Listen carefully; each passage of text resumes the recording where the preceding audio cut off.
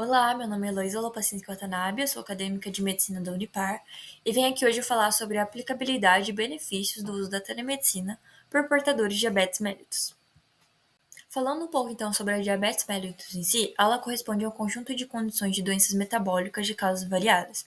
Ela tem como característica principal a hiperglicemia, que é aumento de glicose no sangue, e decorre de uma resistência periférica à ação da insulina, ou deficiência de secreção de insulina pelas células beta, ou até mesmo a combinação desses fatores.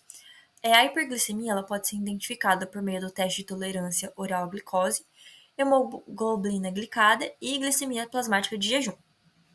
Como a diabetes mellitus é uma doença crônica, ela precisa de certas adaptações e mudanças tanto do paciente quanto da família para ter um melhor controle da doença. Nesse sentido, então, surge a telemedicina, que poderia beneficiar a assistência desses pacientes através da promoção de autocuidado e da sua independência. Meu objetivo aqui hoje, então, é falar da aplicabilidade e benefícios do uso da telemedicina pelos pacientes portadores de diabetes mellitus. Tratando-se então da telemedicina em si, ela corresponde a serviços de saúde e atendimentos médicos realizados de forma remota, por meio de telefone celular, e-mail e websites. Desde a pandemia do Covid-19, tem se enfatizado o seu uso da telesaúde como um recurso tecnológico no âmbito do acompanhamento desses pacientes portadores de doenças crônicas, como a diabetes mellitus, em que é fundamental o monitoramento para o controle da doença.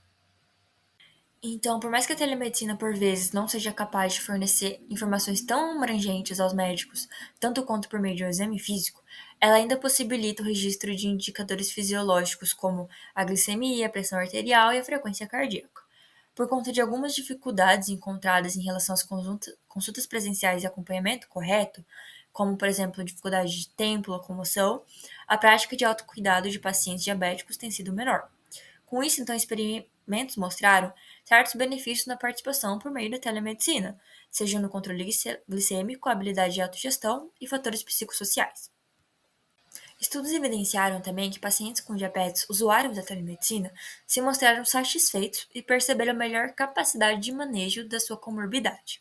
A telemedicina, nesse sentido, então, ela facilita o manejo clínico da diabetes por meio do carregamento de informações sobre os sinais, sintomas e dados da glicose em tempo real, além de auxiliar na promoção de saúde e em consultas médicas, sendo benéfico a pacientes provenientes, então, de áreas remotas que às vezes não conseguem se deslocar com tanta facilidade ao local de atendimento médico.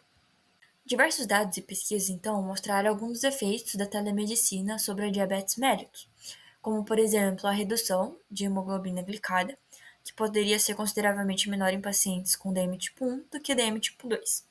Já em pacientes com diabetes tipo 2, observa uma redução dos níveis de hemoglobina glicada, glicemia pós-prandial, peso, pressão sistólica e diastólica.